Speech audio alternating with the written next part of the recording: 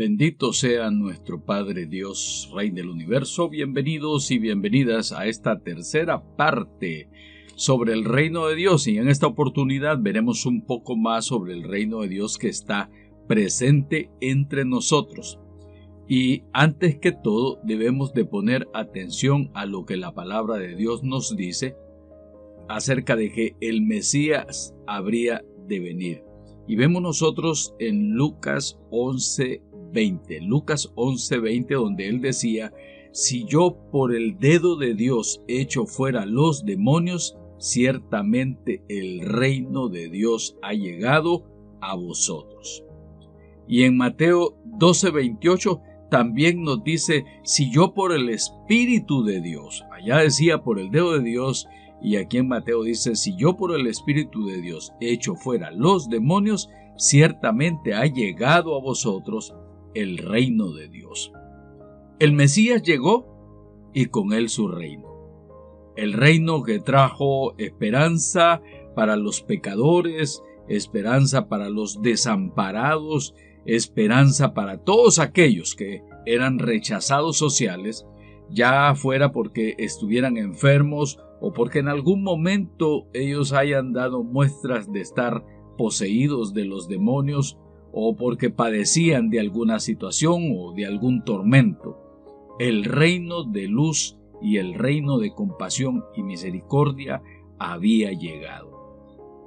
En Mateo capítulo 11, de los versículos 2 al 6, dice algo interesante. Al oír Juan en la cárcel los hechos de Cristo, le envió 2 de sus discípulos para preguntarle: ¿eres tú aquel que había de venir, o esperaremos a otros? A lo cual Jesús les respondió y les dijo: id y saber a Juan todas las cosas que oís y veis.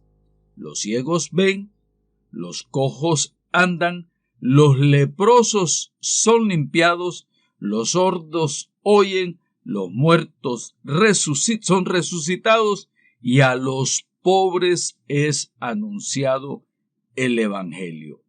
Esa fue la respuesta que Jesús le dio. El reino se ha hecho presente con sanidades, le está diciendo. El reino se ha hecho presente con señales, con prodigios, con maravillas. Hay resurrecciones, los pecadores se convierten y los pobres son incluidos en las buenas nuevas de salvación. En Mateo 25, del 31 al 34, nos hace ver cuando el Hijo del Hombre venga en su gloria. Ya no está hablando del ya, sino que en ese momento está hablando de lo que va a acontecer en el futuro.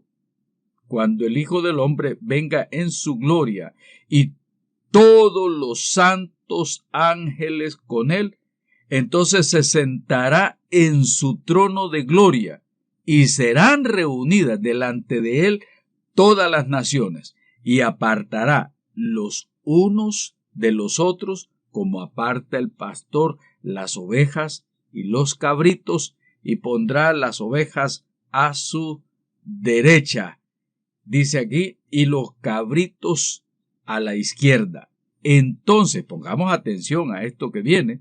Dice: entonces el rey dirá a los de su derecha: venid, benditos de mi Padre, heredad el reino preparado para vosotros desde la fundación del mundo.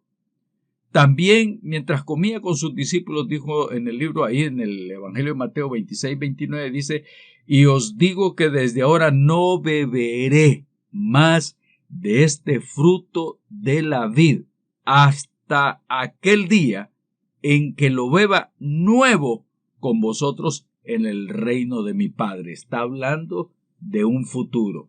Es el ya está con ellos, pero está hablando de la plenitud del reino y nosotros con él, según lo señala ahí la Escritura. También Lucas 22, del 17 al 18, registra esta situación. Y habiendo tomado la copa, dio gracias y dijo: tomad esto y repartidlo entre vosotros, porque os digo que no beberé más del fruto de la vid hasta que el reino de Dios venga, y venga en plenitud. Repito, no beberé más del fruto de la vid hasta que el reino de Dios venga. Y está hablando nuevamente cuando venga con poder y gloria. Así es que es un ya, pero todavía no. Ya está el reino, pero todavía no está establecido en plenitud. Ahora, aquí hay una cosa que es interesante. Hay un mover tenebroso de lo que nosotros llamamos el antirreino. El reino de Dios trae buenas nuevas, el reino de Dios trae bendiciones, el reino de Dios trae transformación radical en la vida de las personas, pero al mismo tiempo se levanta la oposición. La oposición que protege sus propios intereses, sus propias doctrinas, sus propios pensamientos de maldad, aunque se disfrace de religión. El antirreino aparece para oponerse y para destruir todo lo que está relacionado con Dios. Y una cosa debemos de saber discernir, distinguir, porque una cosa es la posesión demoníaca y la otra cosa es la influencia que los demonios tienen en el corazón y en los pensamientos y en la doctrina de un determinado grupo de personas, de una persona en particular, y por eso muchos han dado muestra de que se han vuelto fanáticos de determinado pensamiento. Satanás es el padre de toda mentira. Él es el padre de toda mentira, como lo dice la Escritura, y le ha hecho saber a muchas personas que hay ideas que ellos tienen que defender, ideas que van en contra de la libertad de las personas, ideas que oprimen a los demás para el beneficio de unos pocos. Y eso no es un demonio que usted va a llegar ahí, voy a ir a hacer una oración por esta persona y ya le van a salir los demonios, porque el mismo Jesús se enfrentó al Sanedrín, se enfrentó a los escribas, se enfrentó a los saduceos y no dijo vamos a echarle el demonio afuera a uno por uno, sino que sabían que eran instituciones establecidas, como por ejemplo la de los saduceos. Flavio Josefo, el historiador, ha proporcionado mayor información sobre lo que son o lo que fueron estos grupos. Él los caracteriza como que eran unos grupos belicosos, cuyos seguidores eran personas con mucho dinero, eran poderosos, eran ricos, pero que al mismo tiempo, decía Flavio Josefo, se les consideraba como muy groseros en sus interacciones sociales, lo que usted llamaría engreídos, creídos, prepotentes. Era ese tipo de personas que creían que ellos estaban bien siguiendo las tradiciones del judaísmo, siguiendo las tradiciones del Talmud. También estaban los escribas, los fariseos, los cuales también defendían con mucho celo la ley, apegados a las tradiciones orales. Se habían muchos de ellos fanatizados y estaban en una posición de gran influencia popular, es decir, la gente les tenía mucho respeto. Pero también poco a poco se fue tejiendo una especie de confabulación, de ver cómo detenían, cómo capturaban, cómo llevaban a la muerte al Mesías. Ellos estaban enceguecidos, porque Satanás enceguece. Estaba Anás, estaba Caifás, estaban los escribas, estaban los herodianos, estaba el mismo Herodes, estaban los saduceos, es decir, eran grupos grandes, bien establecidos y estaban fuertemente posicionados en el poder. Tomaban muchas decisiones que podían llevar a una persona a la muerte. Y Jesús expulsa a los demonios, libera del yugo de esclavitud a las personas, pero con estos fue una situación bastante diferente. Por ejemplo, cuando aquel muchacho fue liberado, fue expulsado el demonio, ya los fariseos, ya los escribas, ya los saduceos estaban cuestionando todo este tipo de cosas y tratando de encontrar algún tipo de error en Jesús para señalarlo, para perseguirlo. De todas maneras, ya en Lucas 23, del 11 al 12, nos dice a nosotros que Herodes con sus soldados le menospreciaron a Jesús, o sea, lo escarnecieron a Jesús y todavía le pusieron esa capa, esas ropas espléndidas y lo volvieron a enviar a Pilato. Aquí comienza el juego político. Primero fue una cuestión de carácter religioso y después lo elevaron a una situación de carácter político por la forma en que se movían las leyes de aquel tiempo. Entonces, estamos aquí frente a estructuras de maldad sobre la cual el reino de las tinieblas estaba actuando, buscando la muerte del Mesías. Estructura, no olvide eso, estructuras, eran estructuras compuestas por diferentes hombres en ese tiempo en posiciones de poder. Ahí mismo en Lucas 22 del 63 en adelante dice, y los hombres que custodiaban a Jesús se burlaban de él y le golpeaban, y vendándole los ojos le golpeaban el rostro, diciéndole, profetiza, ¿quién es el que te golpeó? Y así decían una cantidad de cosas, como dice el pasaje bíblico, injuriándole a él. Entonces más adelante vemos nosotros que en Mateo 27 del 20 al 21 estamos otra vez frente a las estructuras de poder que estaban manipulando, persuadiendo, influenciando a la gente para que Jesús fuera sentenciado a muerte. Dice, pero los principales sacerdotes y ancianos, toda una estructura, toda una confabulación, toda una organización que tenía una capa de piedad, pero por dentro tenían el corazón entenebrecido. Por eso Jesús en alguna ocasión los llamó sepulcros blanqueados. Y nos dice el pasaje bíblico que los principales sacerdotes y ancianos persuadieron a la multitud para que pidiesen a Barrabás y que Jesús fuese muerto. Entonces la multitud comenzó ya a pedir a Barrabás, y Barrabás, según Juan, era un ladrón, pero según Marcos y Lucas lo asociaron con el crimen de homicidio, con cierta, diríamos nosotros, insurrección. Marcos 15 del 6 al 7 dice, ahora bien, en el día de la fiesta le soltaban un preso, cualquiera que pidiesen. Y había uno que se llamaba Barrabás, preso con sus compañeros de motín, que habían cometido homicidio en una revuelta.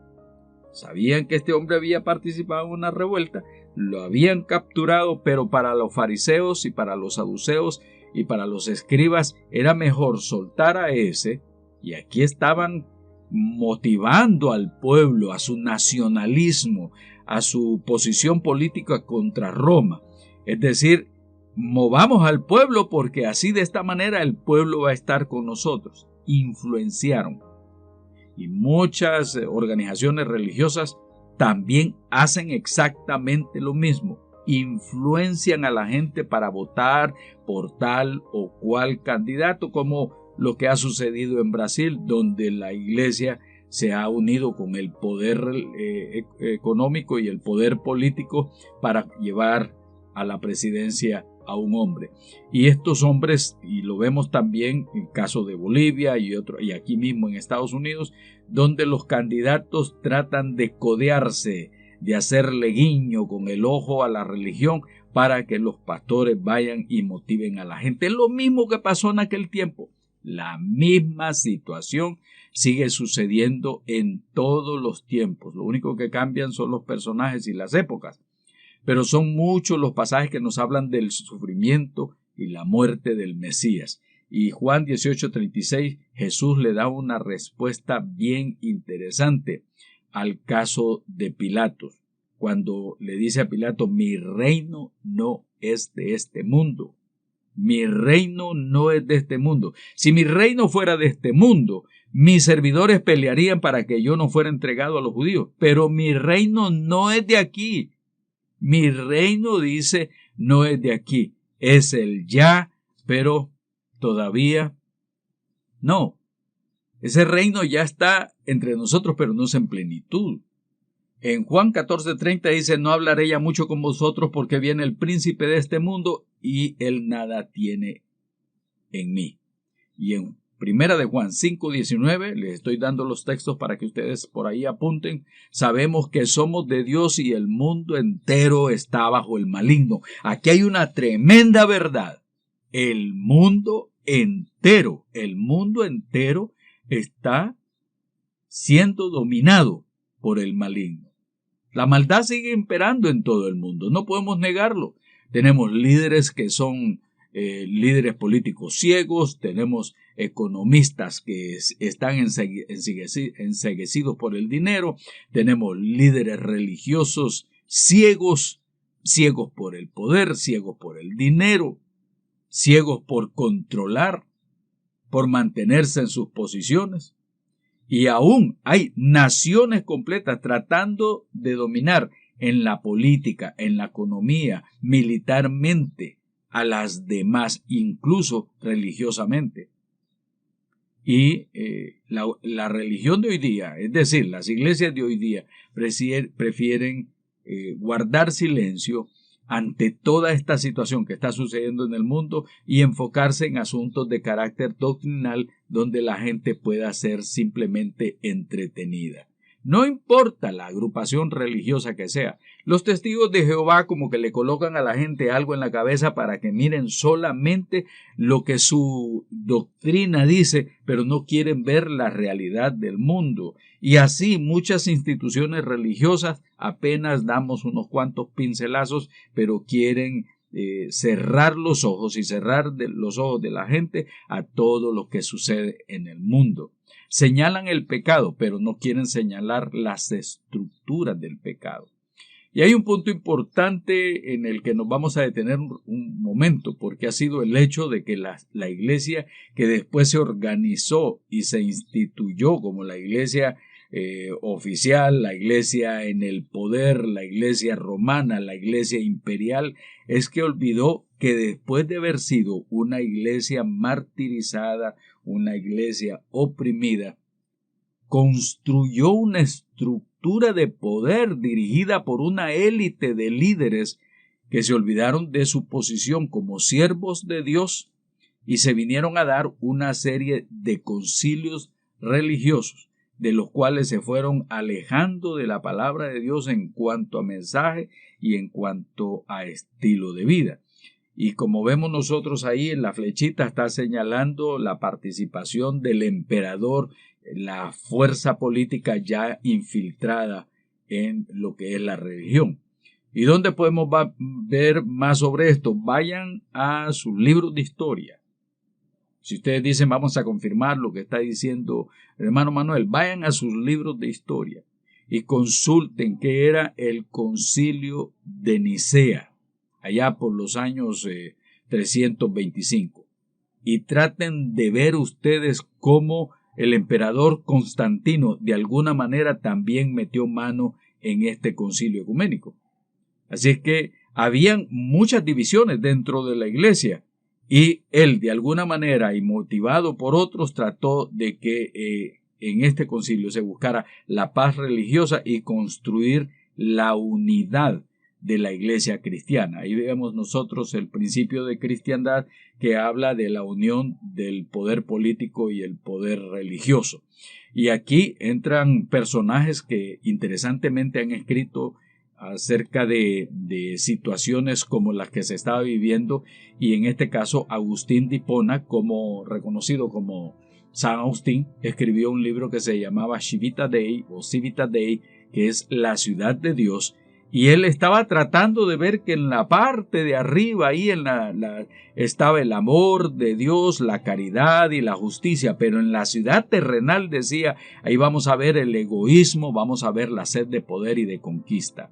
Esta idea de la ciudad de Dios se fue manejando cada vez más dentro del catolicismo romano y los obispos comenzaron a tener un sentimiento de dominio, de poder, porque ellos decían: nosotros estamos en la ciudad de Dios, o somos representantes de la ciudad de Dios. Así es que este pensamiento agustiniano empezó a permear ya todo lo que era el pensamiento de la iglesia en cuanto a religión y en cuanto a política. El reino de Dios o el reino de los cielos llegó a identificarse en la mente de algunos como una iglesia imperial, y al paso de los siglos vemos la iglesia con esos templos lujosos, con obispos con atuendos lujosos, con ropajes de lujos, lo que usted podrá ver especialmente en la Basílica de San Pedro. En honor a la verdad, el catolicismo romano se desvió del mensaje del reino de Dios. Pero tenemos que reconocer también que nuestras iglesias se desviaron en algunos momentos. Es decir, se apartaron del concepto de reino de Dios, se alejaron del verdadero mensaje del reino de Dios y se convirtieron en un tipo de iglesia modernista, denominacionalista, cerrado, sectario, porque eso es lo que nosotros vemos claramente. En Mateo 10, del 7 al 10, dice la Escritura: yendo predicad diciendo: el reino de los cielos se ha acercado, sanad enfermos, limpiad leprosos, resucitad muertos, echad fuera demonios, de gracia recibisteis, dad de gracia. Y ojo con lo que continúa, que está ahí en amarillo. Dice: no os proveáis de oro, ni plata, ni cobre en vuestros cintos, ni de alforjas para el camino, ni de 2 túnicas, ni de calzado, ni de bordón, porque el obrero es digno de su alimento. Observe bien esa parte. Está diciendo ahí que no hay que buscar riquezas, pero lo que se ve en la realidad, día tras día, no es lo que Jesús vino a enseñar, es otra cosa. Vemos templos suntuosos, vemos a personajes vestidos religiosos, vestidos con esos trajes exóticos. Vemos también a pastores hoy día pidiendo dinero para la compra de aviones, para mantenerse un cierto estatus o nivel económico. Ellos piensan que debe ser superior porque son ciudadanos del reino. Ellos hablan de un reino aquí en la tierra, establecido por ellos mismos. ¿Y qué decimos de esta situación? Las caras cambian, pero el reino del mal continúa ejerciendo poder e influencia en la tierra por medio de las estructuras políticas.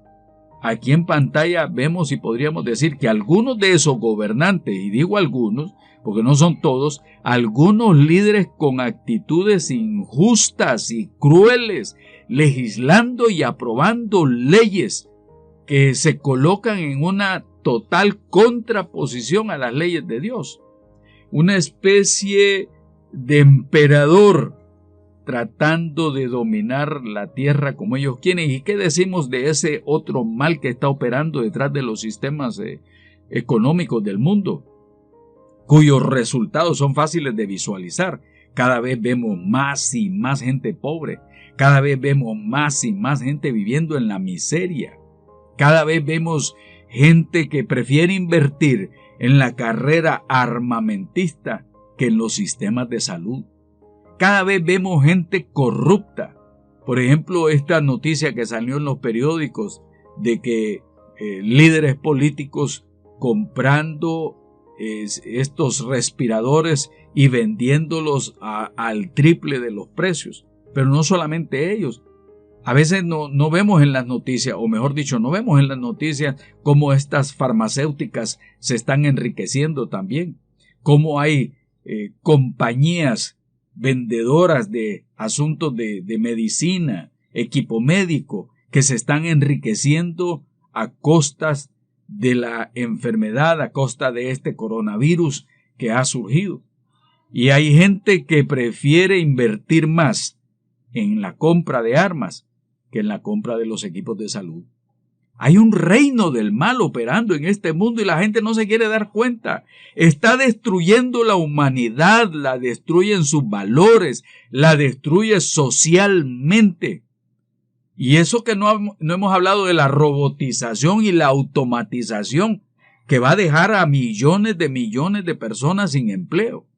Hay un reino del mal que se ha infiltrado en la ciencia, en la tecnología, en la recopilación de la data para crear mentalidades dependientes y sometidas para que la gente no piense, para que la gente no reflexione, para que la gente solamente se dedique a su pequeño mundo y a su cosmovisión limitada, que no vea más allá de lo que ellos están haciendo, de cómo ellos están operando. Sobre esto vamos a hablar todavía más adelante porque hay mucha tela que cortar. Con razón decía Jesús en la oración que nosotros debíamos de orar: venga a nosotros tu reino, está aquí, pero todavía falta que se manifieste en plenitud cuando venga con poder y gloria, porque es un reino de justicia, de la restauración del ser, un reino donde no vemos las monstruosidades de los gobiernos injustos, que son manipuladores de la mente, generadores de miseria y esclavitud. Nosotros debemos de orar: venga a nosotros tu reino y hágase, Señor, tu voluntad.